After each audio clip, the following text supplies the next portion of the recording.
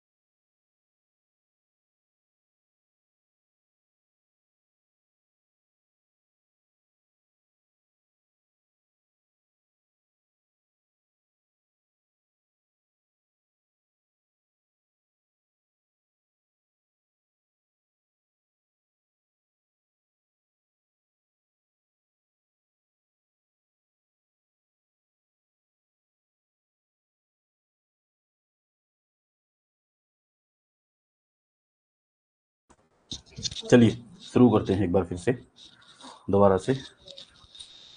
तो हमारे सामने है वेस्टर्न पॉलिटिकल थॉट का जो टेस्ट नंबर 2 था वो।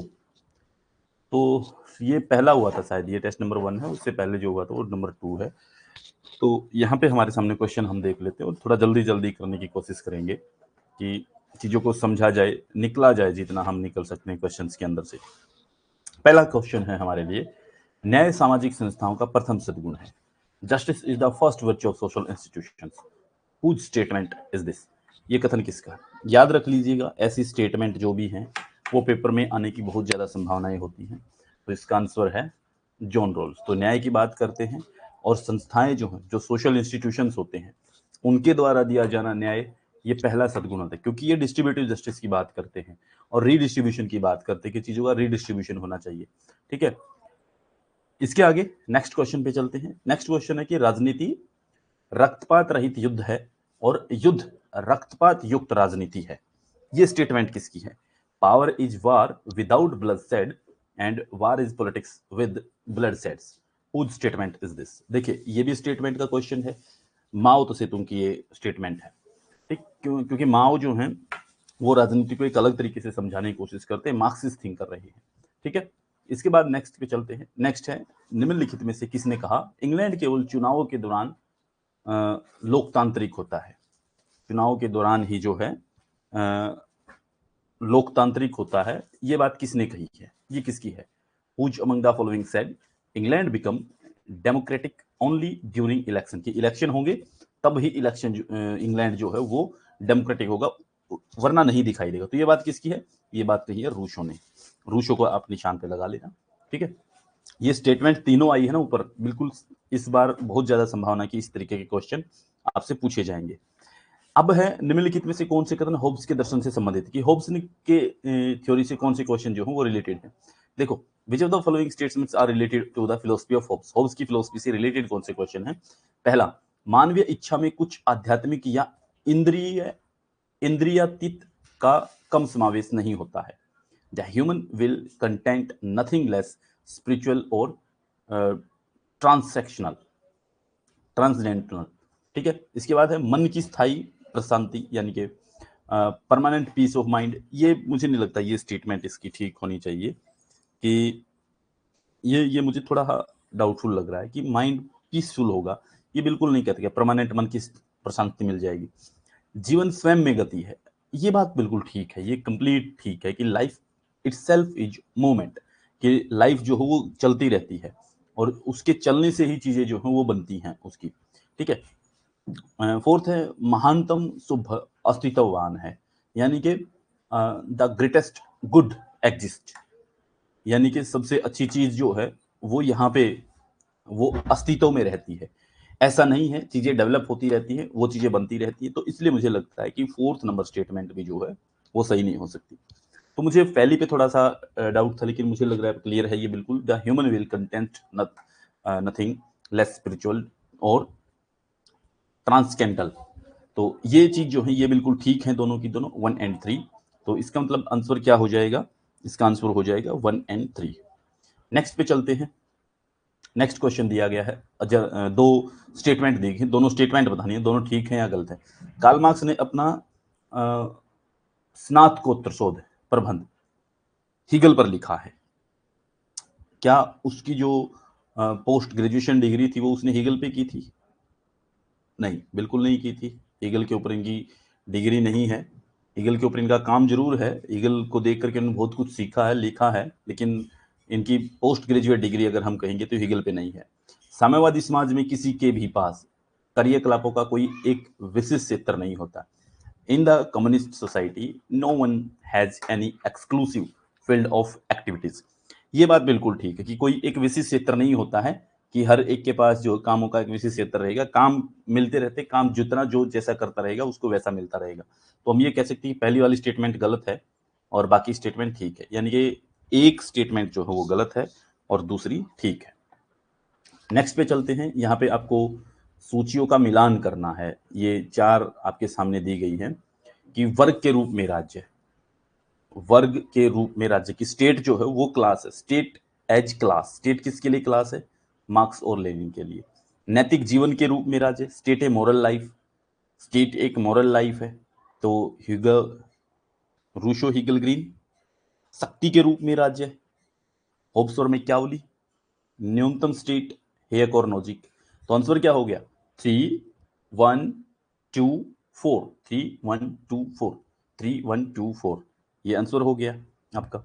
नेक्स्ट बनता है आपका प्रकाशन वर्ष के अनुसार निम्नलिखित को कालक्रम में व्यवस्थित कीजिए। ये आपको खुद लगाना होगा, ये प्रकाशन वर्ष यहाँ पे करवाने का समय नहीं होता है हमारे पास भी, ठीक है।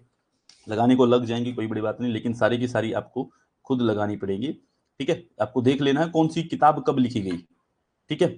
इन चीजों को एक बार ध्यान से देख लेना, और किसकी किताब है, कौन सी किसकी किताब है, ये भी आपको देखना पड़ेगा, ठीक है। हर एक चीज देखनी पड़ेगी। इसके आगे नेक्स्ट चलते हैं। हीगल के अनुसार निरपेक्ष चेतना, ईश्वर, चेतना यानी ईश्वर, स्वयं को निम्नलिखित में किस अनुक्रम में अभिव्यक्त करती है? यानी कि according to Hegel the absolute consciousness good, good absolute consciousness यानी कि भगवान जो है, ईश्वर जो है, express itself in which of the following sequence, किस सीक्वेंस में अपने आप को वो करता है? आपको पता होना चाहिए इस बारे में। देखिए, सबसे पहले क्या आएगी? जनरल कॉन्शियसनेस आती है, सामान्य चेतना आपके अंदर आती है, जनरल कॉन्शियसनेस। उसके बाद क्या आता है? उसके बाद आता है आपके पास जो आत्म चेतना है वो आपके पास आएगी, 4 2, ठीक है। उसके बाद आपके पास विवेक आता है, ठीक है। और उसके बाद आपके पास आती है सेल्फ कॉन्शियसनेस। मतलब कि ये तो ठीक है, यहाँ पे तो ये ठीक दिया हुआ है, ये थोड़ा ऊपर नीचे कर रखे हैं, सेल्फ प्रिंसिपल लास्ट में आएगा। तो हम ये कह सकते हैं कि 4 2 1 3, ये हम देख लेते हैं, 4 2 1 3, ये इसका आंसर हो जाएगा। नेक्स्ट पे चलते हैं। सोफी अथवा सोफिया निम्नलिखित में से किस पुस्तक का एक पात्र है? ये पीछे पूछा गया है क्वेश्चन, आपके पेपर में भी आया होगा। तो सोफी तथा सोफिया किस एक बुक के अंदर जो है वो पात्र बनाया गया है? तो ये एनटीए ने भी इसको यही माना था, a vindication of the rights of women, ठीक है। ये किसके द्वारा लिखी गई? मैरी वोllstonecraft के द्वारा लिखी गई किताब है, ठीक है। इसके बाद जो है निम्नलिखित में से किसके लिए एमबी फोस्टर ने कहा, एमबी फोस्टर ने किसके लिए बात कही है कि उनका राजनीतिक विचार प्रोटेस्टेंट धर्म की अपेक्षा पैगन पुनरुत्थान को अधिक प्रस्तुत करता है? किसके लिए कहेगा वो ये बात? मतलब कि मैकियावली के लिए कहेगा, होब्स के लिए कहेगा, बेंथम के लिए कहेगा, या जेएस मिल के लिए कहेगा? इस बात को समझाइए। देखिए, सब्जी सीधी सी बात है कि एक व्यक्ति राजनीतिक विचार दे रहा है और धर्म के अगेंस्ट चल रहा है थोड़ा थोड़ा, प्रोटेस्टेंट धर्म की अपेक्षा, कि प्रोटेस्टेंट धर्म की अपेक्षा पैगन पुनरुत्थान की बात करता है, यानी कि view represent a more a pagan revival than a Protestant religion. तो ये बात करता है मैकियावली के बारे में, ठीक है। नेक्स्ट पे चलते हैं हम। नेक्स्ट है हमारा, हमारी आत्मा पूर्णता की ओर ले जाने वाले हमारे जीवन, हमारे विज्ञान एवं हमारी कलाओं के उन्नयन के अनुपात में भ्रष्ट हो गई है। ये निम्न किसका उल्लेखित? मतलब कि our soul has become corrupt, हमारी आत्मा करप्ट हो गई है, in proportion to the advancement of our science and our arts leading to perfection, यानी कि उसी अनुपात में हो गई है जिस अनुपात में साइंस और आर्ट जो हो वो अपने आप में डेवलप होकर के आई है, हमारी आत्मा उस अनुपात में हो गई। तो हम सब जानते हैं इस बारे में, किसने कहा? Discourse on the science and arts, ये किसने लिखी थी? रूशो की किताब है, आप सब जानते हैं, ठीक है। तो इसका आंसर हो जाएगा, रूशो की लिखी हुई किताब है, और इस किताब के अंदर ये बात की गई है रूशो ने, ठीक है। बहुत अच्छे क्वेश्चन आ रहे हैं, ये पेपर के लिए बहुत ज्यादा इंपॉर्टेंट क्वेश्चन बनेंगे। कौन सी अरस्तु की कृति या रचना नहीं है? अरस्तु ने कौन सी किताब नहीं लिखी है? अरस्तु ने पॉलिटिक्स लिखी थी, निकोमेकियन एथिक्स लिखी थी, यूडेमिनियन एथिक्स लिखी थी, बिल्कुल लिखी थी। अपोलॉजी किसने लिखी थी? अपोलॉजी प्लेटो ने लिखी थी, तो ये इसकी किताब नहीं है। इसके बाद प्लेटो के अनुसार निम्नलिखित में से कौन एक पूर्ण शाश्वत नियत है, यानी कि पूर्ण शाश्वत है और नियत है। किस चीज को वो कह रहा है, इस चीज के बारे में समझिए। पूर्ण शाश्वत क्या है? विचार है, पूर्णतः विचार बने रहेंगे, ठीक है। तो विचार के ऊपर बात करता है, तो इसकी एलोगरी ऑफ केव जो थ्योरी है उसके अंदर ये बात की गई है। मैं एक बात बोल रहा हूं, एलोगरी ऑफ केव पेपर में आती है, theory of forms, allegory of cave, theory of forms, ये दोनों एक साथ थ्योरी बनती है, तो ये प्लेटो की थ्योरी है। सुक्ति संग्रह, द एनालेक्ट्स, निम्नलिखित में से किससे संबंधित है? एनालेक्ट्स के बारे में हमने बात की थी कन्फ्यूशियस को, जब आप लोगों ने पढ़ा था, तो कन्फ्यूशियस से रिलेटेड है। इसके बाद हम चलते हैं मैकियावेली की द प्रिंस पुस्तक में निम्नलिखित में से कौन से कथन सही है, कौन सी बात उसकी सही है, जो यहाँ पे लिखे हुए कथन है वो हम देख सकते हैं। देखिए, ये पुस्तक लोकतांत्रिक भावना के साथ लिखी गई है? बिल्कुल नहीं लिखी गई है, ठीक है। इस पुस्तक में द्विनैतिकता को स्थापित किया गया है, कि ड्यूअल मोरलिटी बात की गई है, बिल्कुल ठीक बात है। ये पुस्तक अपने धर्मनिरपेक्ष विरोधी दृष्टिकोण के लिए प्रसिद्ध है, कि धर्मनिरपेक्ष विरोधी है क्या ये किताब? बिल्कुल नहीं है, ये किताब तो बिल्कुल धर्मनिरपेक्ष किताब है। ये पुस्तक एक नागरिक सेना के पक्ष में बात करती है, बिल्कुल सिटीजन आर्मी की बात करती है, ये प्राइवेट आर्मी की बात नहीं करता है, ये सिटीजन आर्मी होनी चाहिए। तो इसलिए हम ये कह सकते हैं कि 2 and 4, जहां पे इसका 2 and 4 हम देखेंगे वो इसका आंसर होगा 2 and 4। इसके बाद चलते हैं जॉन लोक के बारे में निम्नलिखित में से कौन से कथन सही है। पहली चीज तो ये कि जॉन लोक आप लोगों ने पढ़ा है, तो वो कौन कौन सी चीजें उनके बारे में ठीक होनी चाहिए। तो देखिए, अनुभववाद के समर्थक थे, he was the supporter of empiricism, बिल्कुल ठीक बात है। दूसरी बात, उन्होंने मानव समझ से संबंधित सरोकारों पर निबंध लिखा है, यानी कि he has written essay on concern related to human understanding, human understanding से रिलेटेड इन्होंने बात की है, ये बिल्कुल ठीक है, ये भी बात इनकी ठीक है।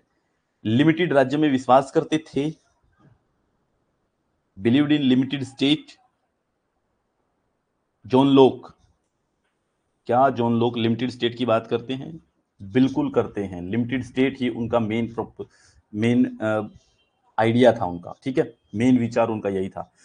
वे लोकप्रिय संप्रभुता के प्रतिपादक नहीं, लोकप्रिय संप्रभुता के कौन है? रूसो, याद रखिएगा। पॉपुलर सोवरेनिटी के प्रतिपादक कौन है? रूसो, ये बात आपको ध्यान होनी चाहिए। तो इसका आंसर क्या होगा? 1 2 3, यानी कि आंसर हो गया 1 2 3। नेक्स्ट पे चलते हैं। नेक्स्ट क्वेश्चन है आपका, ये आपको मिलान करने हैं। देखिए, वर्च्यू इज नॉलेज, किसने कहा है? वर्च्यू इज नॉलेज, तो क्या होगा इसका? प्लेटो।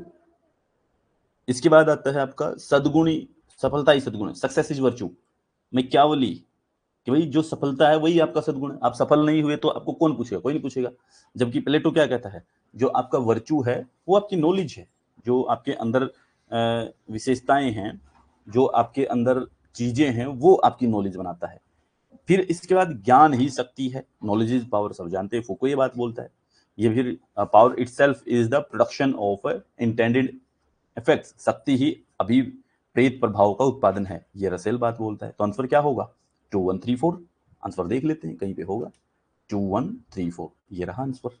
नेक्स्ट पे चलते हैं। नेक्स्ट क्वेश्चन, लोक के राजनीतिक दर्शन में दर्शन के संबंध में निम्नलिखित में से कौन सा सही नहीं है? लोक का राजनीतिक दर्शन कौन सा सही नहीं है? देखिए, पहली चीज, प्रकृति की अवस्था शांति और पारस्परिक सहयोग की थी, बिल्कुल ठीक बात है, कि वो नेचर को क्या बोलता है? स्टेट ऑफ नेचर की शांति की व्यवस्था है। दूसरी, संपत्ति का अधिकार समाज से पूर्व विद्यमान, बिल्कुल, ये 3 प्राकृतिक अधिकारों की बात करता है, लाइफ, लिबर्टी एंड प्रॉपर्टी, तो प्रॉपर्टी समाज के बनने से पहले है। 2 ट्रीटीज ऑफ गवर्नमेंट श्रृंखला का प्रथम खंड जो है वो फिल्मर के खंडन करता है, कि फिल्मर की आलोचना करता है। 2 ट्रीटीज ऑन गवर्नमेंट जो है वो 2 खंड में है, 2 उसके पार्ट है। पहला पार्ट जो है वो क्या करता है? वो फिल्मर की पैट्रियार का थ्योरी थी, उसकी आलोचना करता है, और उस आलोचना करने के बाद सेकंड पार्ट लिखता है, जिसके अंदर सोशल कॉन्ट्रैक्ट आता है, ठीक है। ये तीनों बातें लगभग ठीक हैं। इसके बाद, राज्य का अंतिम स्रोत मानव की आत्मरक्षा का अधिकार, की राज्य का फाइनल क्या होगा? कि मानव की आत्मरक्षा का अधिकार, कि मानव की आत्मरक्षा का अधिकार नहीं, ये बिल्कुल गलत है। ये कहां पे, ये कौन करता है आत्मरक्षा का अधिकार? सेल्फ प्रिजर्वेशन, ये होब्स कहता है, ये होब्स की स्टेटमेंट है, ये होब्स के बारे में बात आई, सही, ठीक है। नेक्स्ट पे चलते, प्लेटो द्वारा लिखित पुस्तक अपोलॉजी का संवाद है, निम्नलिखित में से इस संवाद के पात्र कौन है? अपोलॉजी लिखी है उसने, ये संवाद की फॉर्म में लिखी गई है, डायलॉग फॉर्म में लिखी गई है, तो इसके अंदर कौन कौन है? इसके अंदर आता है आपका सुकरात और अभियोक्ता, ठीक है, देखो अपोलॉजी के अंदर क्या लिखा, अपोलॉजी का मतलब क्या होता है, माफी मांगना, तो माफीनामा लिखा गया। माफीनामा किसके बारे में, सुकरात के बारे में। तो सुकरात की बात हो रही है, और सुकरात क्या है, यहाँ पे अभियोक्ता कौन होगा, कि जो व्यक्ति इसके केस को देख रहा है, यानी कि इसके केस को देखने वाला, इसके केस के बारे में बात हो रही है। और अपोलॉजी जो सुकरात की है कि आप माफी मांगेंगे नहीं मांगेंगे, सुकरात माफी नहीं मांगता उसको फांसी दे दी जाती है। तो यहाँ पे सुकरात और अभियोक्ता के बारे में बात हो रही है। नेक्स्ट चलते हैं, आपके पुस्तक मैकियावेली द्वारा लिखी गई है। कौन सी पुस्तक मैकियावेली द्वारा नहीं लिखी गई है, द आर्ट्स ऑफ वार लिखी गई है। डिस्कोर्स ऑन लिवी, क्या लिखी गई है ये किताब, बिल्कुल लिखी गई है। डिस्कोर्स ऑन इनइक्वालिटी, ये नहीं लिखी गई, ये रूसो की किताब है, याद रखिएगा, ठीक है। द प्रिंस, ये इनके द्वारा लिखी गई है। इसके बाद निम्नलिखित में से कौन मैरी वोल्सक्राफ्ट द्वारा नहीं लिखी, कौन सी मैरी वोल्सक्राफ्ट ने किताब नहीं लिखी है। A vindication of rights of the man, vindication of rights of the women, thoughts of the education of daughters, discourse on education, ये नहीं लिखी गई, ये भी रूसो के द्वारा लिखी गई है, ठीक है। ये तीनों इनके द्वारा लिखी गई है, ठीक है। इसके बाद चलते हैं हम नेक्स्ट पे, नेक्स्ट क्वेश्चन, हीगल। हीगल के अकॉर्डिंग क्या बताना, हमें देखना है कौन सी चीजें हैं यहाँ पे। युद्ध को किसी बुराई के रूप में नहीं बल्कि एक सदून के रूप में समझना चाहिए। आपको एक बात ध्यान रखनी चाहिए, हीगल युद्ध को सपोर्ट करता है, तो इसका मतलब ये स्टेटमेंट ठीक होगी। दूसरी बात, युद्ध दैवीय विचार की विडंबना को प्रभावकारी तरीके से प्रदर्शित करता है, कि ये क्या कहता है कि war effectively display the irony of divine thought, कि भाई जो दैवीय विचार है उसका अगर कोई खंडन करता है तो उसको प्रदर्शित करता है युद्ध, ठीक है। ये बात भी इसकी बिल्कुल ठीक है। दूसरा, युद्ध किसी व्यक्ति के स्वार्थी अहमवाद को नष्ट करता है, ये बात बिल्कुल ठीक है। वार डिस्ट्रॉय कर देता है किसी पर्सन की सेल्फिशनेस या इसके इगोइज्म को, ठीक है। फोर्थ जो है वो आता है इनका कि युद्ध की अवस्था राष्ट्र को अपनी व्यक्तिकता के साथ सर्वशक्ति संपन्नता को दर्शाती है, यानी कि the state of war shows the omnipotence of the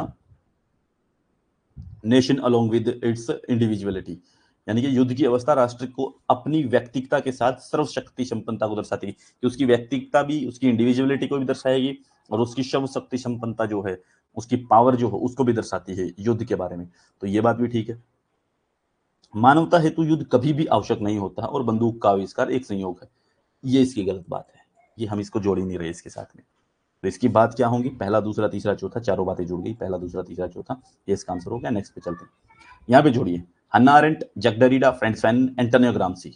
देखिए आप बताइए इनके साथ कौन कौन सा कौन क्या जुड़ेगा, आपको क्या पता कौन से सही सुमेलित हैं, किसके साथ कौन सी बात सही जोड़ी गई है, आपको ये चीज देखनी है। तो आप ये देखिए, क्या हन्ना अरेंट ने ज्यादा पोस्ट मॉडर्न कंडीशन लिखी है, बिल्कुल नहीं लिखी है, हन्ना अरेंट थी नहीं उस समय तक पोस्ट मॉडर्न किसमें। जैक डेरिडा ने द पोस्ट कार्ड लिखा, ये लिखा इसने, ये किताब है इनकी, ये लिखा है। Frantz Fanon the reached of the अर्थ, ये बिल्कुल ठीक है, ये भी ठीक है बिल्कुल। The human condition Antonio Gramsci ने लिखी है, नहीं लिखी है, ये किताब हन्ना अरेंट ने लिखी है। द ह्यूमन कंडीशन ये किसकी किताब है, हन्ना अरेंट की। पोस्ट मॉडर्न कंडीशन भी जैक डेरिडा की किताब है, तो इसको आप ध्यान रख लीजिएगा, ठीक है। तो इसका आंसर क्या हो जाएगा, 2 और 3, यानी कि जैक डेरिडा और फ्रांत्स फैनन, ये 2 किताबें, ठीक है। नेक्स्ट चलते हैं, ये किताबें दी गई हैं इस साइड में लेखक दिए गए हैं, ये हमें क्या करना है, यहाँ पे 1 को 2 के साथ मिलाना है।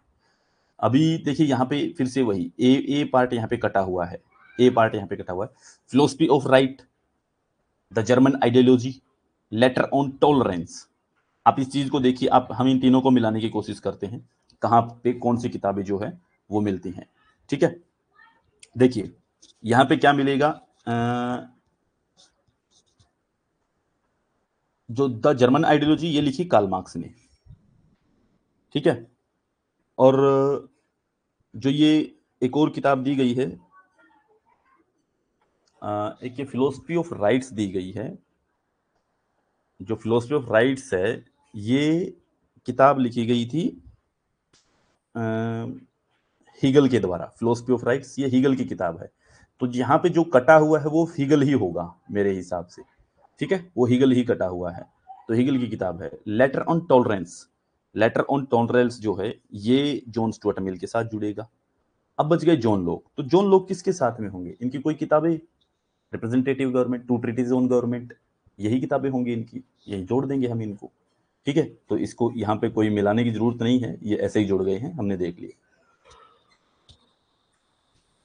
कार्ल मार्क्स द्वारा दी गई मानव विकास की अवस्थाओं को व्यवस्थित कीजिए। कार्ल मार्क्स ने मानव विकास की अवस्थाएं बताई है कि भाई मानव का विकास कैसे हुआ। सबसे पहले क्या चीज आती है? सबसे पहले क्या आता है? सबसे पहले आता है आदिम साम्यवाद, यानी कि आदिम समाज है सबसे पहले। उसके बाद क्या आता है? उसके बाद आता है दास प्रथा। उसके बाद क्या आता है? उसके बाद सामंती समाज। और उसके बाद फिर क्या आता है? पूंजीवादी समाज। फिर क्या आता है? साम्यवादी समाज। तो आंसर क्या होगा? यानी कि 1 नंबर पे तो आएगा ये, 2 नंबर पे आएगा ये, 3 नंबर पे आएगा ये, 4 नंबर पे आएगा ये, 5 नंबर पे आएगा ये। तो आंसर हुआ इसका 2, 1, 4, 5, 3। 2, 1, 4, 5, 3, ये रहा आंसर आपका। इसको ऐसे करना, क्रोनोलॉजी इसकी ऐसे बनेगी। 26 क्वेश्चन पे चलते हैं। निम्नलिखित राजनीतिक विचारक का जन्म, उसके जन्म विचारक का जन्म वर्ष के आधार पर सही अनुक्रम में लगाइए। अब मुझे बताइए सबसे पहले कौन आता है? सबसे पहले तो अरस्तु ही आएगा। उसके बाद कौन आएगा? उसके बाद मैकियावेली आएगा। उसके बाद कौन आएगा? उसके बाद हॉब्स आएगा। उसके बाद कौन आएगा? लॉक आएगा। फिर कौन आएगा? रूसो आएगा। ठीक है, आंसर हो गया 4, 2, 5, 3, 1। ठीक है, 4, 2, 5, 3, 1 हो गया। ऐसे ही नेक्स्ट पे चलते हैं। पॉलिटिक्स की निम्नलिखित पुस्तकों में से किसने अरस्तु ने जो दास प्रथा को न्यायोचित ठहराया? कौन सी पुस्तक थी? पॉलिटिक्स के कई पार्ट हैं, तो उन पार्ट्स में से कौन सा पार्ट है जिसके अंदर अरस्तु ने दास प्रथा को सही ठहराया है कि ये बिल्कुल जस्ट है। दास प्रथा जो है, प्रिमिटिव स्टेज जो है वो जस्ट है। तो किताब नंबर 1 के अंदर ये बात की गई है। इसके बाद चलते हैं, दासता को न्यायोचित ठहराने के क्रम में अरस्तु क्या कहता है? क्यों ठहरा रहा है उसको न्यायोचित? उस बात के ऊपर बात करनी है। क्या कहता है उसके क्रम में? उसके क्रम में ये कहता है, जन्म से ही कुछ व्यक्ति दासता के लिए और अन्य शासन के लिए निर्दिष्ट होती है। ये बात तो बिल्कुल ठीक है। ये जन्म से ही कहता है कि by birth some people are destined for slavery and other for rule. ठीक है, कुछ लोग तो दास बनने के लिए आए हैं, कुछ लोग रूल करने के लिए। ये बात कहता है, ये इस बात इसी के लिए बोलता है कि बिल्कुल ठीक है।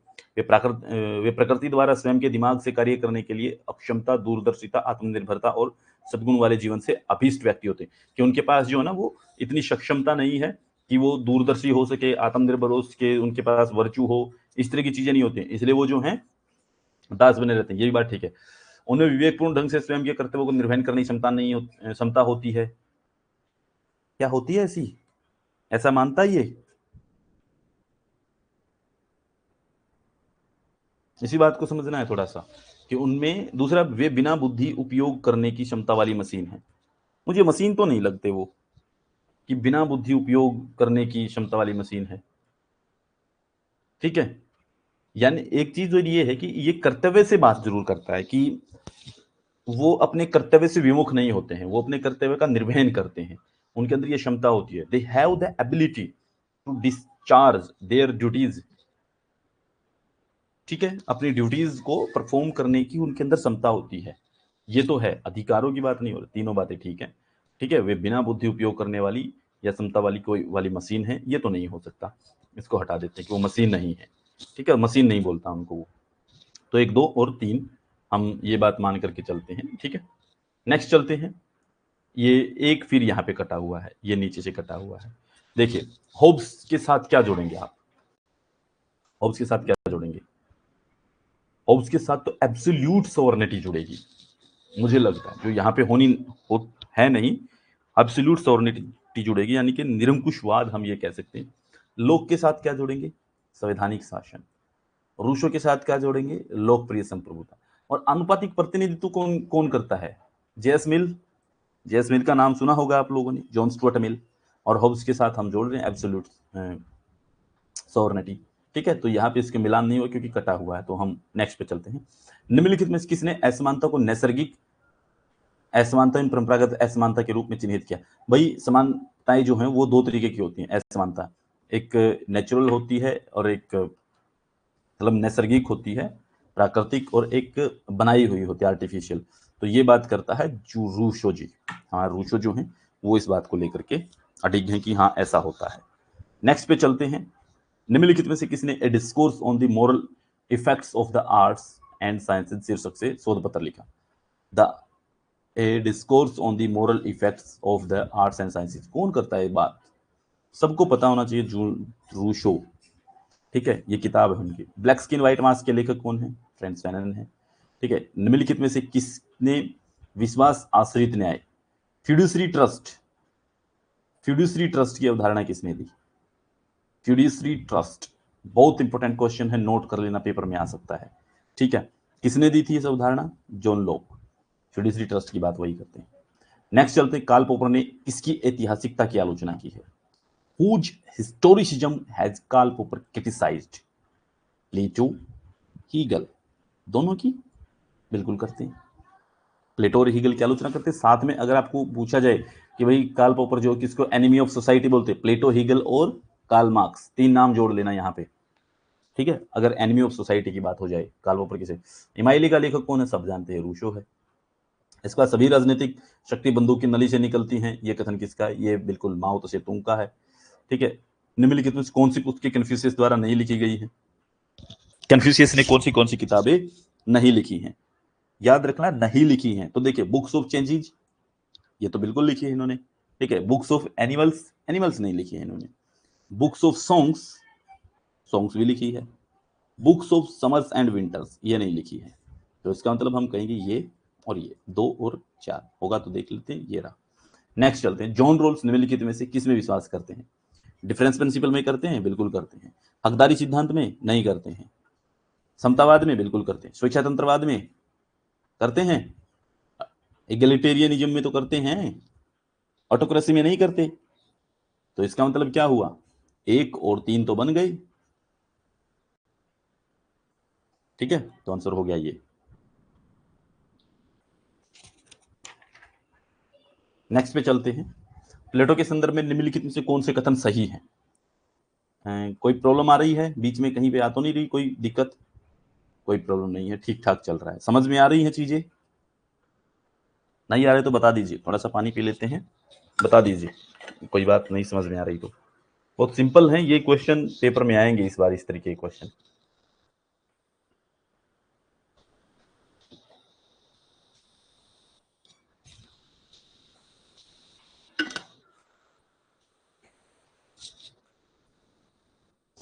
चलिए आ जाइए। प्लेटो के संदर्भ में निम्नलिखित में से कौन से कथन सही हैं? आपको बताना सही कौन से, इनके संदर्भ में कौन से कथन सही हैं। चलिए देखते हैं। तो यहाँ पे एक बात देखिए, एथेंस में प्रसिद्ध स्कूल अकादमी इन्होंने खोली थी, एकेडमी की स्थापना की थी, बिल्कुल की थी। ही रोड से बुक नेम द लॉज की किताब भी इन्होंने लिखी थी, लॉज नाम से। प्लेटो की शिक्षा योजना का आधार उसका न्याय सिद्धांत है। शिक्षा योजना किसके आधार पर दी गई? न्याय के आधार पर, न्याय को आधार बनाया। प्लेटो सुकरात के इस कथन का समर्थक नहीं है कि सद्गुण ही जीवन है, सद्गुण ही जीवन है, इस बात का समर्थक नहीं है। ये तो है, ये तो कहता है कि सद्गुण ही जीवन है, ये तो बोलता है ना कि virtue is knowledge, the knowledge is the place of virtue. ठीक है, यानी कि नॉलेज की जगह कौन सी है? वर्च्यू। तो यही है इनकी बात, मतलब ये इस बात का समर्थक नहीं है, ये बात गलत है, यानी कि ये समर्थक है। तो 1, 2 और 3 ये बातें ठीक है इनकी। ठीक है, नेक्स्ट चलते हैं। नेक्स्ट है मूल पाठों को आरोही क्रम में लगाना। ये आरोही क्रम वाले आप खुद चेक करेंगे, ये मैं नहीं करवाऊंगा, ये आपको खुद देखने पड़ेंगे। ये प्लेटो की किताबें हैं, प्लेटो की सारी किताबों को आपको आरोही क्रम में लगवाना है। ठीक है, नेक्स्ट चलिए। नेक्स्ट है होब्स का दायित्व सिद्धांत शारीरिक है क्योंकि क्योंकि प्रजा प्रभु की आज्ञा का पालन दंड से करती है। क्या कह रहा है ये कह रहा है कि होब्स की प्रकृति के नियम, सेकंड स्टेटमेंट है, होब्स के प्रकृति के नियम स्वहित के विवेकपूर्ण अनुसरण के बारे में सलाह मात्र नहीं थे, बल्कि ये नैतिक नियम थे जो कर्तव्यों का विधान करते थे, और ये अनिवार्य थे क्योंकि इसकी आज्ञा ईश्वर द्वारा दी गई है। होब्स तो मोनार्की की बात कर रहा है, तो ये बात मुझे लग रहा है दोनों ही बातें ठीक कह रहा है ये, कि भी दायित्व सिद्धांत जो है, principle of responsibility is physical. Hobbes' principle of responsibility is physical because the subject obey the order of the sovereign due to fear of punishment।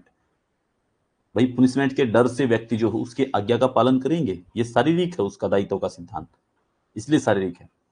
और हॉब्स ने ये बात बोली कि स्वहित विवेकपूर्ण अनुसरण के बारे में सलाह मात्र नहीं है, बल्कि ये नैतिक नियम है, तो ये नैतिक नियमों की बात कर रहा है, तो इसका मतलब ये दोनों बातें ठीक हैं, होब्स ये दोनों बातें करता है। नेक्स्ट क्वेश्चन की बात करते हैं, निम्नलिखित में से कौन सा सिद्धांत मार्क्स के सिद्धांत से संबंधित नहीं है? मार्क्स से संबंधित क्या एलिनेशन थ्योरी है? बिल्कुल है। सरप्लस वैल्यू का सिद्धांत ये भी है। सर्वहारा वर्ग की तानाशाही ये भी है। क्या ये है? क्या ये इसने लिखा है? ये किताब लिखी है एंगल्स ने, परिवार, निजी संपत्ति और राज्य का उद्भव। ये किताब किसने लिखी है? फ्रेडरिक एंगल्स ने। तो इसको याद रख लेना, ये इनसे संबंधित नहीं है। तो निम्नलिखित में से किसका कथन है कि जीवन एक शक्ति के बाद दूसरी शक्ति पाते रहने की सतत एवं बेचैन इच्छा है जिसका अंत मृत्यु के साथ ही होता है? होब्स भैया दिख रहे हैं कहीं पे? देख लीजिए एक बार ध्यान से, थोड़ा सा और समझ लीजिए। मुझे लग रहा है बिल्कुल सही है। होब्स ही ऐसी करामाती बातें करते हैं जो पावर के बारे में बात करते हैं, रियलिस्टिक थोड़ी सी बातें करते हैं कि पावर जो है वो खेल है पूरी दुनिया का। द आर्ट ऑफ वार किसने लिखी है? आर्ट ऑफ वार सब जानते हैं, मैकियावेली ने लिखी है। इसके बाद क्रांतिकारी हिंसा न केवल भेदक होती है बल्कि उपनिवेशी प्रजा, याद रखिएगा ये शब्द बहुत जरूरी होते हैं। उपनिवेश के बारे में बात हो रही है। उपनिवेशी प्रजा को स्वयं के पुनर्निर्माण का अवसर भी प्रदान करती है। ये कथन किसका है? हन्ना अरेंट ये बात करती, क्योंकि ये उपनिवेश में रही नहीं तो इसका मतलब ये नहीं करेंगी। फ्रेंड्स फैनन इसके अंदर रहे हैं तो इसका मतलब ये बात कर सकते हैं। मैकियावेली के टाइम पे था नहीं, इसके टाइम पे था नहीं, तो इसका मतलब फ्रेंड्स फैनन आंसर हो गया। तो निम्नलिखित में से कौन नौकरशाही को राज्य की चेतना, ब्यूरोक्रेसी को स्टेट की कॉन्सियसनेस किसने कहा? कार्ल मार्क्स ने कहा होगा, बिल्कुल कहा होगा। ठीक है, कार्ल मार्क्स ऐसी बात बोल सकते हैं, और कोई है ही नहीं कि जो ब्यूरोक्रेसी के ऊपर इस तरीके के सवाल खड़ा करे। निम्नलिखित में किन पहलुओं का बचाव जेएस मिल द्वारा किया गया है? जेएस मिल ने किन चीजों का बचाव किया है, आपको ध्यान रखना। ठीक है, जेएस मिल किन चीजों का बचाव करता है? महिलाओं के अधिकारों का बचाव करता है,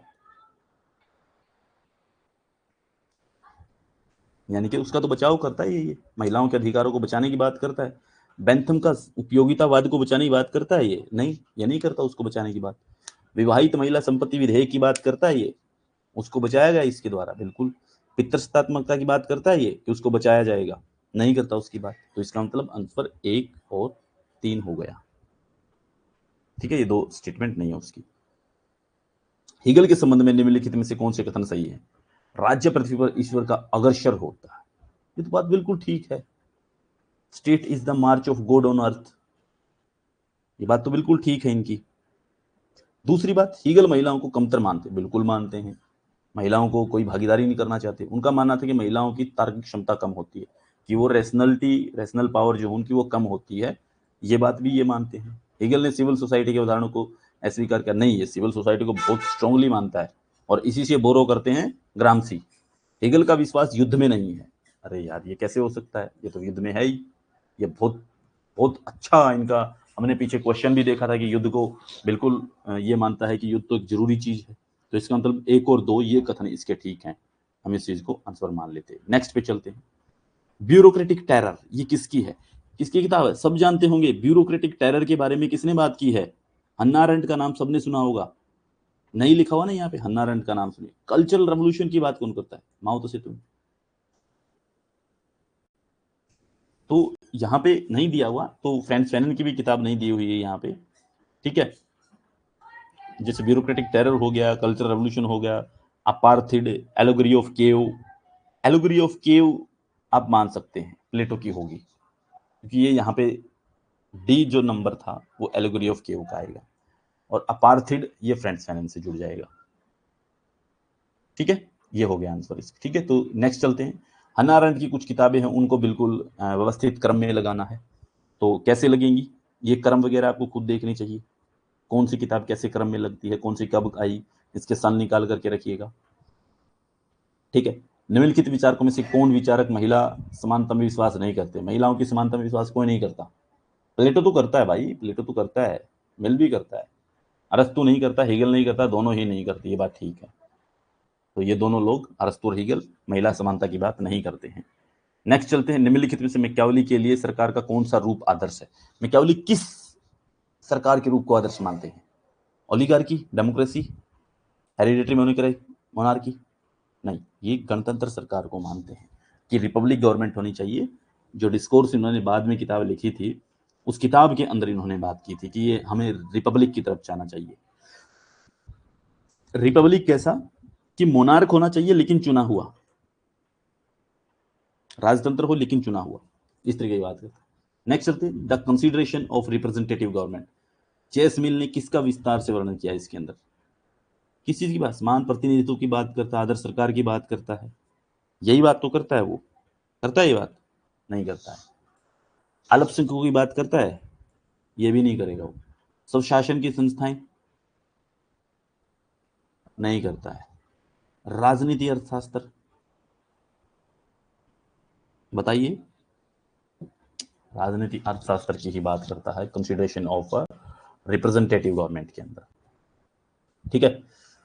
निम्नलिखित में से किसने वैज्ञानिक नियतिवाद को अस्वीकार किया? Who among the following rejected scientific determinism and support political and intellectual struggle? वैज्ञानिक नियतवाद को अस्वीकार कर दिया, राजनीतिक और बौद्धिक संघर्ष का उसने समर्थन किया। कौन ऐसी बात करेगा?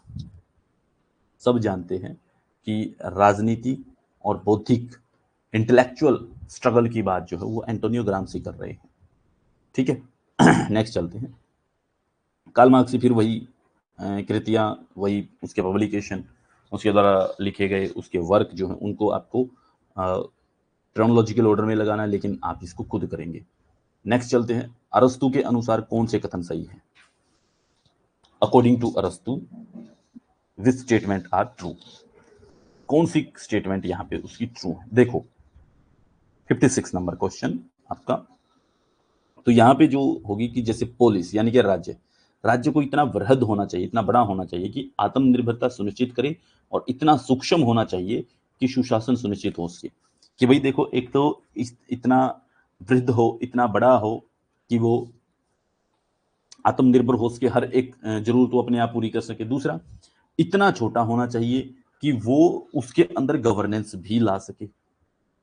दूसरी चीज, मतलब ये बात तो बिल्कुल ओके है। दूसरी बात, पोलिस यानी राज्य प्राकृतिक था, यानी कि ये नेचुरल है, और व्यक्ति के पूर्व रूप से था, कि व्यक्ति से पहले ही था राज्य, कालानुक्रम में नहीं अपितु उद्देश्यपरक रूप में। कि भी देखो, आया तो व्यक्ति ही पहले है, लेकिन उद्देश्य के तौर पे हम देखेंगे तो राज्य पहले आता है। समझ गए मेरी बात को? पोलिस यानी राज्य मानव संघों का उच्चतम और सर्वाधिक व्यापक रूप है। यानी कि ह्यूमन बीइंग ने जो अपने छोटे छोटे संगठन बनाए हैं, उनका सबसे बड़ा रूप जो वो स्टेट बनता है।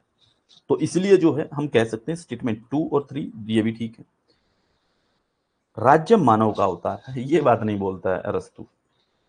राज्य जो है वो मानव का अवतार है, ये नहीं है, ये गलत है। 1 2 3 ये दोनों बातें ठीक है, ये ठीक रहेगा। नेक्स्ट चलते हैं। अरस्तु का आदर्श राज्य सदैव प्लेटो का दूसरा सर्वाधिक अच्छा राज्य, ये कथन किसका है? इस बात को पकड़िए, इस बात को समझिए। सेबाइन ने एक किताब लिखी है थिंकर्स के ऊपर, इसको सेबाइन पे क्लिक करके रखिएगा। नेक्स्ट जो है, मार्क्स का एलिनेशन की थ्योरी है। मार्क्स के विसंबंधी श्रम की संकल्पना में सम्मिलित है क्या क्या चीजें हैं? उत्पादन से विसंबंध, मतलब कि डिस्कनेक्शन फ्रॉम प्रोडक्शन, यानी कि alienation from production, alienation from process, alienation from spices, alienation from nature. ये नहीं लग रहा है यार, कहीं से भी नहीं लग रहा। तो 1 2 4 देख लेते हैं।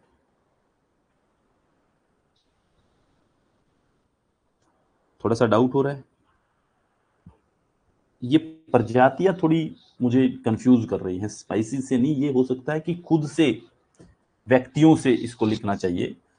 थोड़ा सा इसके अंदर कंफ्यूजन बनेगी कि व्यक्तियों से विसंबंधन अगर ऐसा लिख दे तो ये ठीक रहेगा। फिर ये ठीक है, ये चार ही उसके, मतलब वो 4 एलिनेशन की बात करता है, ये चारों एलिनेशन उसके अंदर आते हैं। नेक्स्ट चलते हैं हम। हन्ना अरेंट, फ्रांस फैनन, माओ हैं, जॉन के गैल्ब्रेथ हैं। इनमें से बताना कौन सी किताबें किसकी हैं। ठीक है। तो लिटिल रेड बुक किसकी है? ये माओ तो से तुम की है। रिच्ड ऑफ द अर्थ ये फ्रांस फैनन की है। ह्यूमन कंडीशन किसकी है? ये हन्ना अरेंट की है। द एफ्लुएंट सोसाइटी किसकी है? जॉन के गैल्ब्रेथ की है। तो इसको मिलान हो गया, ये ऐसे बन जाएंगे। आगे चलिए, नेक्स्ट में भी मिलान करना है। Mary Wollstonecraft, Gramsci, Frantz Fanon, John Rawls. देखो रिस्ट ऑफ द अर्थ फिर से आ गई Frantz Fanon. Mary Wolls political liberalism, जो ये सीधी सबको पता है, ये इनकी किताब है, 1993 में आती है। Mary Wollstonecraft vindication of the rights of the women, ये इनकी किताब है। फिर ग्रामसी रह गई, तो इसका मतलब प्रिजन नोटबुक्स इनकी है। ठीक है, इसको भी कालक्रम में लगाना है। ये आपको खुद लगा लेनी है, आपको देखनी पड़ेगी कौन सी किताब कब आती है।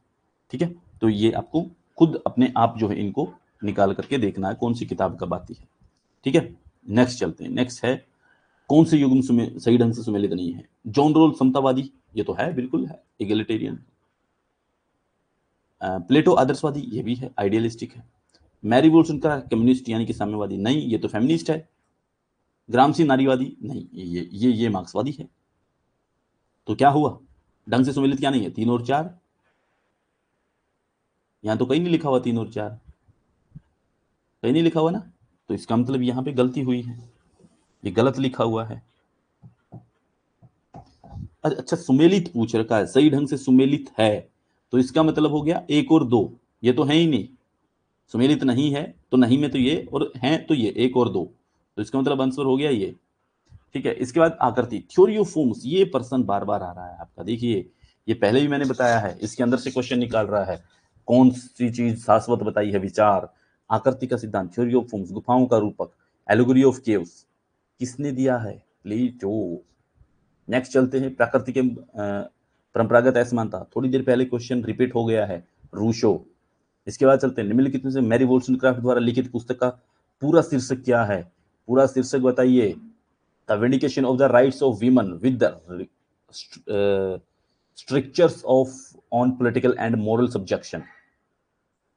ठीक है, ये इसका आंसर रहेगा।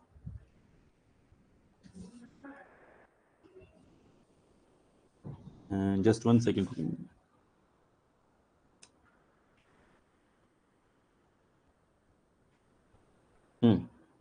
ठीक है,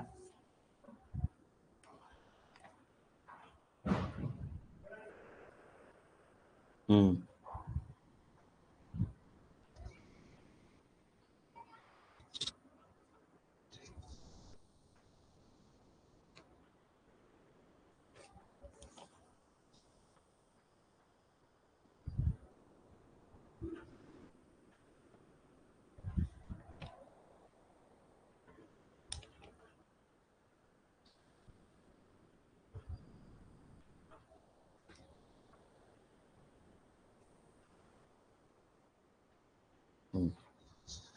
चलिए, 2 कथन दिए गए हैं।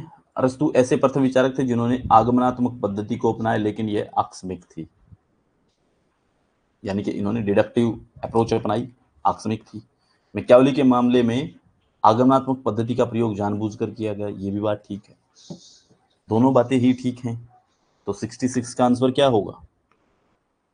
लेकिन क्या इसके कारण इसने अपनाई थी, अरस्तु ने अपनाई तो मैकियावेली ने अपनाई थी, या हम कह सकते कि अरस्तु ने इसलिए अपना कारण था, मतलब ये हम ये कहें कि अरस्तु ने जो पद्धति अपनाई उसका कारण था मैकियावेली ने आगमनात्मक अपनाई, मतलब बात तो जुड़ ही नहीं रही, मैकियावेली बहुत बाद में, अरस्तु बहुत पहले हैं, तो इसका मतलब क्या होगा, आंसर बी बनेगा। 67 पे चलते हैं। 67, आगमनात्मक विधि को अंगीकार किए जाने से संबंधित निम्नलिखित में से कौन से विकल्प सही है। आगमनात्मक पद्धति को कौन कौन स्वीकार कर रहा है, देखिए, यानी कि हम ये कह सकते हैं कि एक तो मैकियावेली ने, इसको तो हमने देख ही लिया, थॉमस एक्विनास भी, ये दोनों ही स्वीकार कर रहे हैं। तो इस मुझे थोड़ा सा डाउट फील हो रहा है, एक्विनास नहीं अपनाएंगे, थॉमस हॉब्स अपनाएंगे, तो आंसर 2 और 4 होना चाहिए, यही होगा। ठीक है, नेक्स्ट चलते हैं। प्लेटो के अनुसार मनुष्य की आत्मा के 3 घटक है, विवेक, साहस और शुद्धा।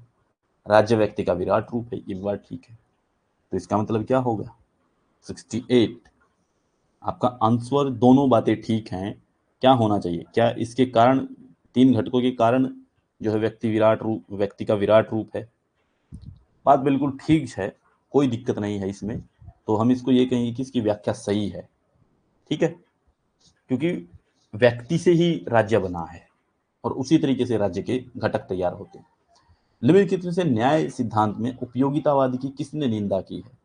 उपयोगितावाद की आलोचना कौन करता है? भाई रोल्स करेगा, सीधी सी बात है, आप लोगों ने देखा होगा, वो बिल्कुल स्टार्टिंग ही करता है, बेंथम के उपयोगितावाद की आलोचना करते हुए इमैनुअल कांट की नैतिकता पे चला जाता है।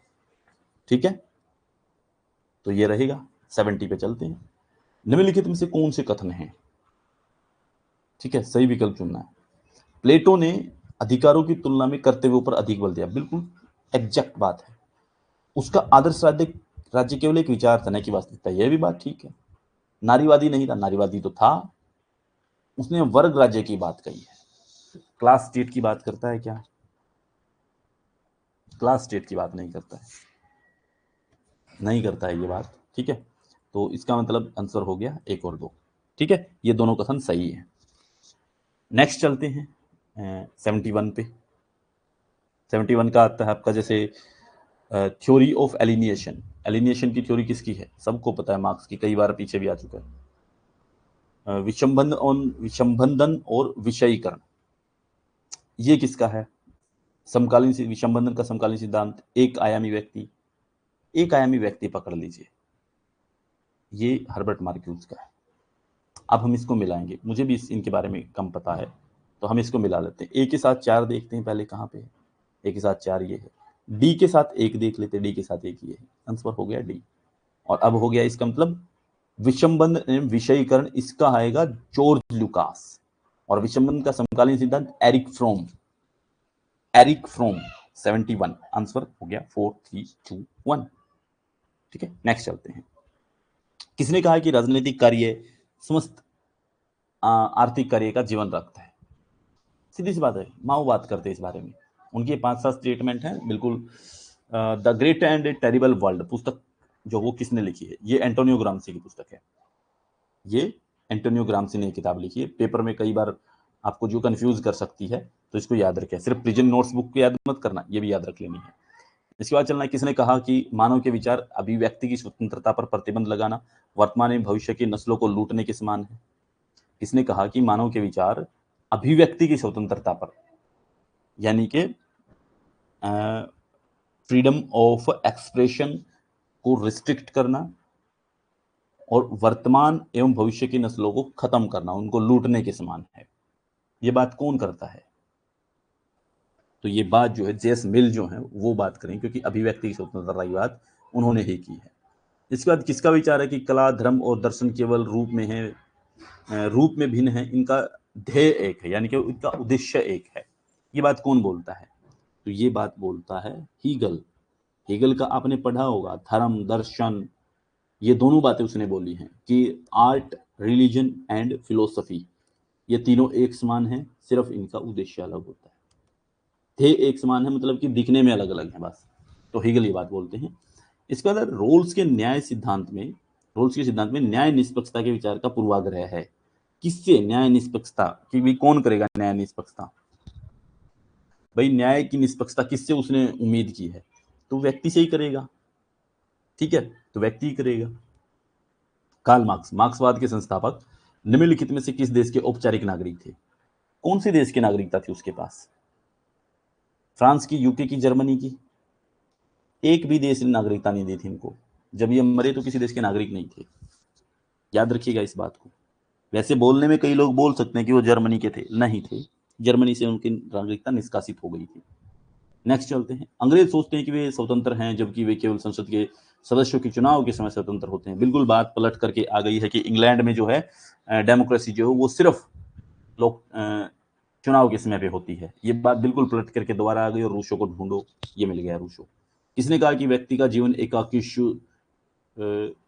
क्षुद्र, घिनौना, पशुत्व और अल्प है? ये तो होब्स बात बोलता है।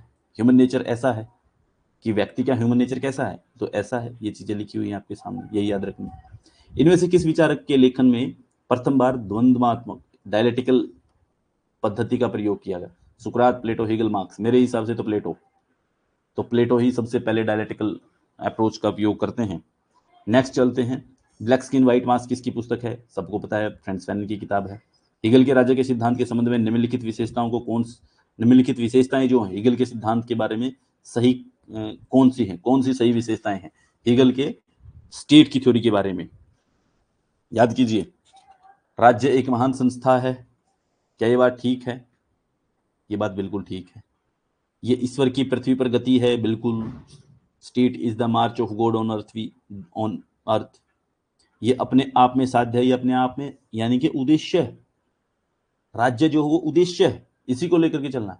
फोर्थ, ये किसी नैतिक कानून द्वारा नियंत्रित नहीं है, क्योंकि ये स्वयं नैतिकता का सृजन करता है। हाँ, यही नैतिकता पैदा करेगा, इसके बगैर नहीं हो सकती। तो चारों बातें ठीक, 1 2 3 4। नेक्स्ट चलते हैं। रूसो की सामान्य इच्छा, जनरल विल का क्या मतलब है? वो क्या होती है? इच्छाओं का सर्वयोग नहीं होती। बोलिए। वास्तविक इच्छा होती है, वो भी नहीं होती। बहुसंख्यक की इच्छा, वो भी नहीं होती। यथार्थ की इच्छा होती है। यथार्थ की इच्छा मानी जाएगी रूसो की जो जनरल विल है वो। जॉन रोल्स के वेल ऑफ इग्नोरेंस, इसको वेल ऑफ इग्नोरेंस कर लीजिए। वेल ऑफ इग्नोरेंस की धारणा का मतलब क्या है? दल उनके अच्छे की अवधारणा जानते हैं।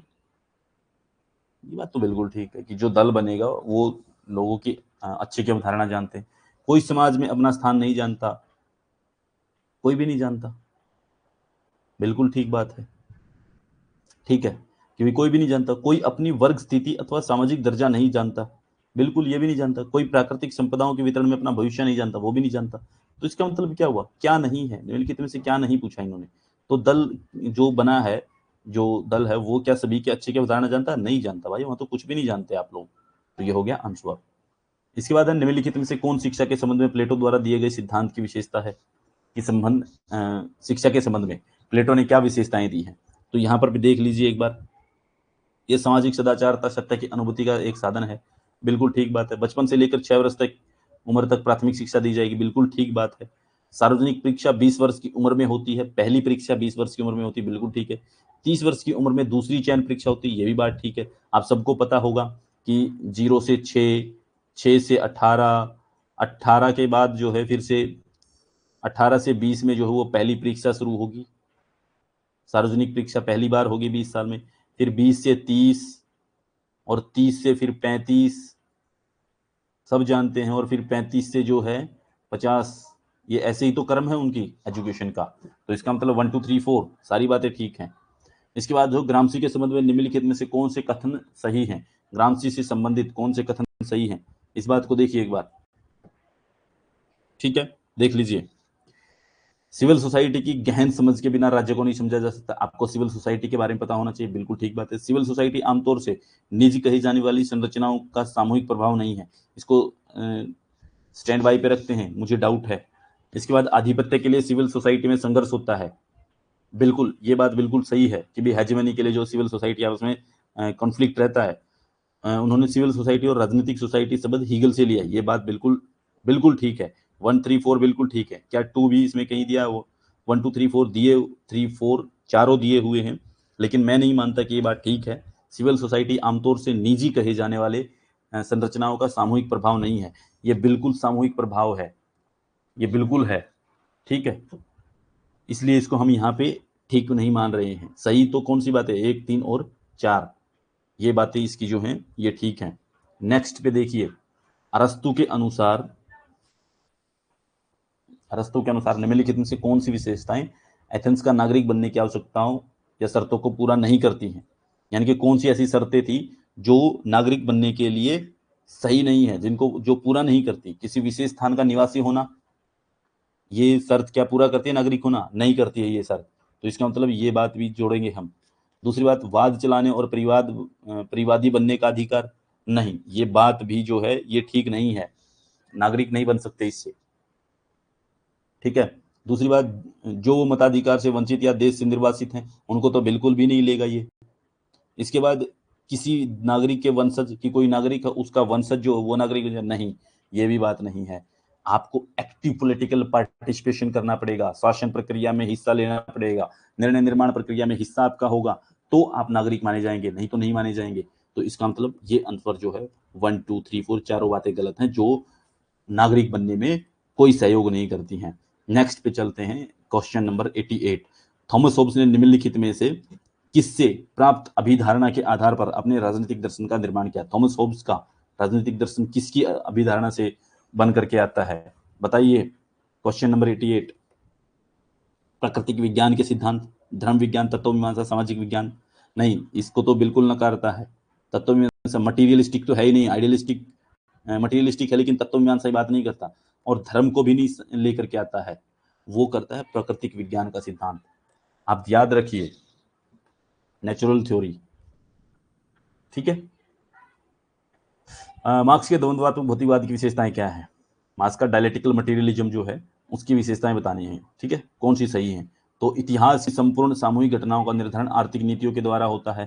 क्या ये बात बिल्कुल ठीक है? इस बात को हम मान लें कि ये बात ठीक है? मैं मानता हूँ बिल्कुल ठीक है, क्योंकि इकोनॉमिक कंडीशन ही जो है व्यक्ति की कंडीशन को बदलती हैं। उत्पादन सर्वाधिक महत्वपूर्ण मानवीय क्रियाकलाप है। उत्पादन से ही चीजें बनती हैं भाई, उत्पादन के बगैर कुछ नहीं होता है। व्यक्ति अकेले की तुलना में संघ में रहकर अधिक उत्पादन करता है, ये बात बिल्कुल ठीक है।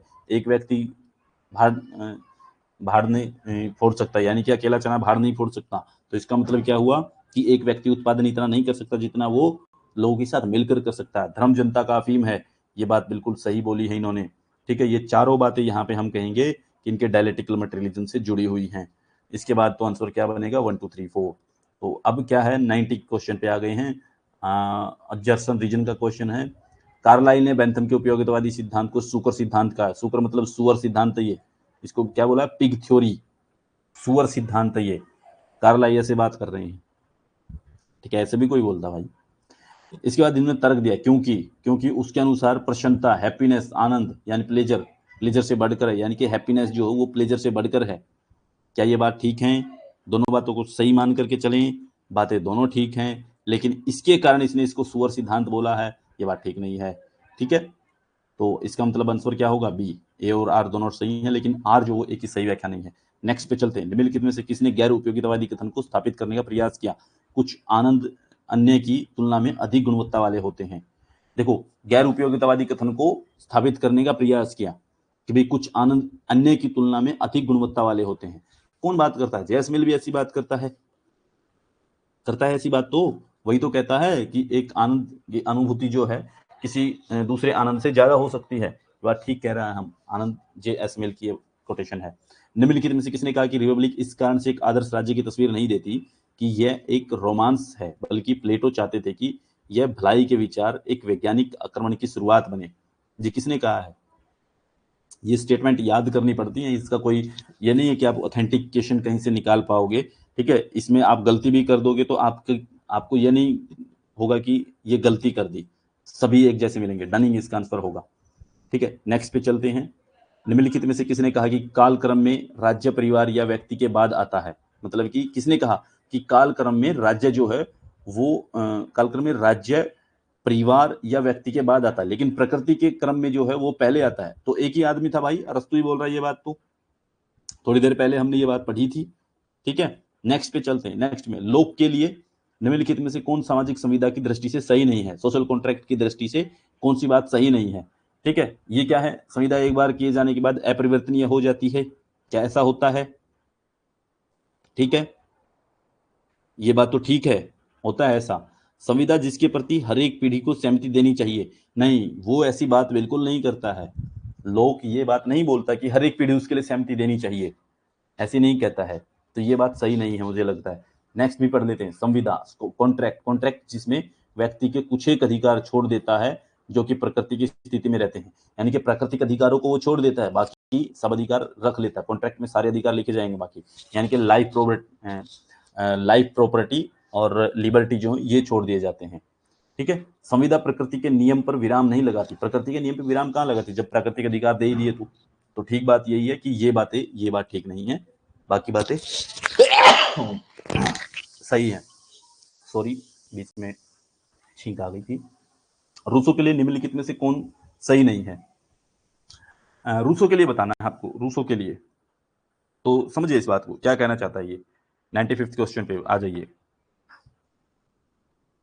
तो देखिए, व्यक्ति का आत्म प्रेम जो उसकी वास्तविक जरूरतों की पूर्ति करता है, सिर्फ गौरव बनने के लिए या वर्ण करने के लिए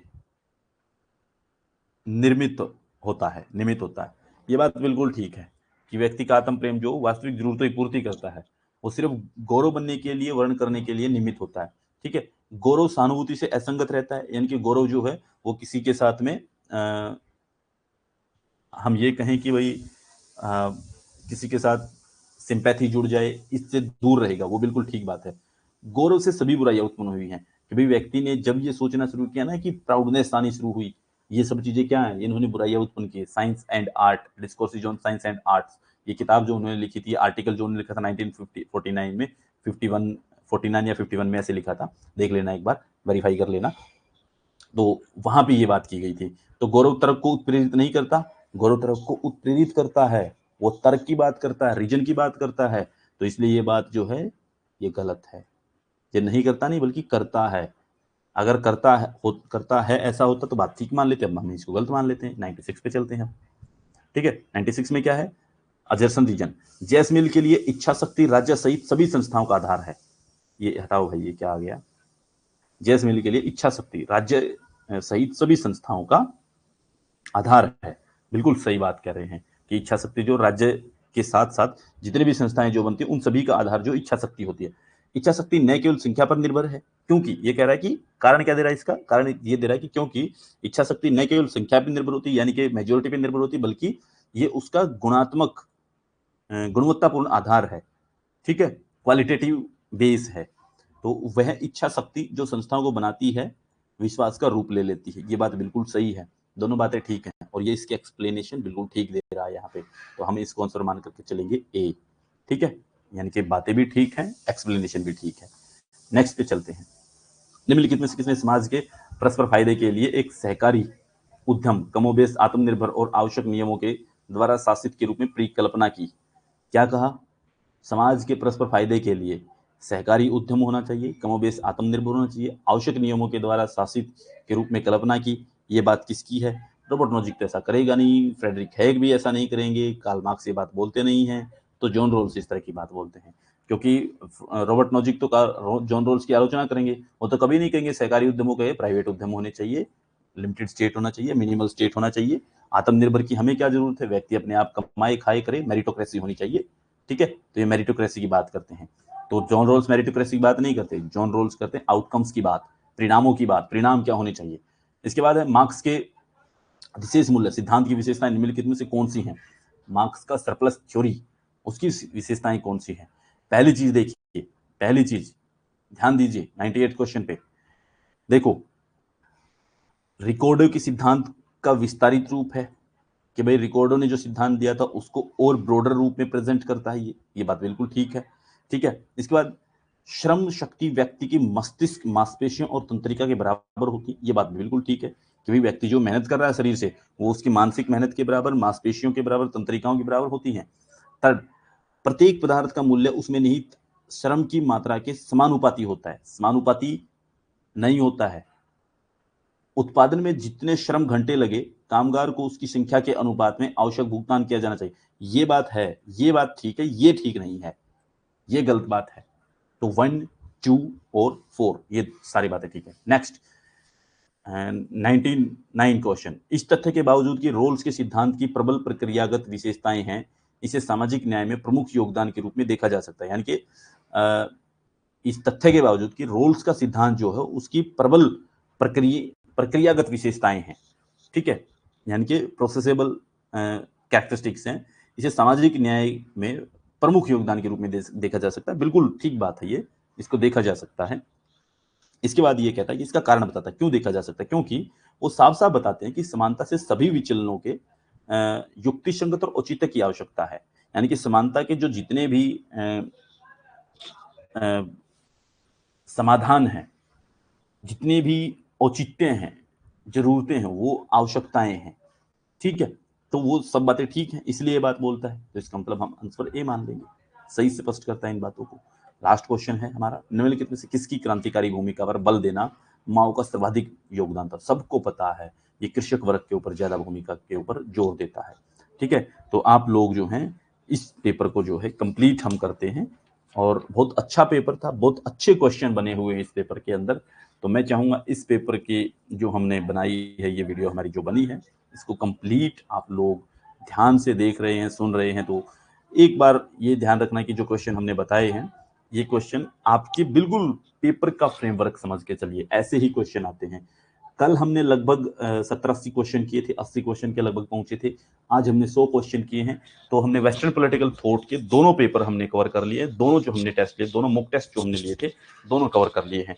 तो इसलिए आगे भी जो है हम कल फिर से एक और नए सेगमेंट के साथ प्रस्तुत होंगे। आज के लिए इतना ही, मिलते हैं कल, तब तक के लिए धन्यवाद।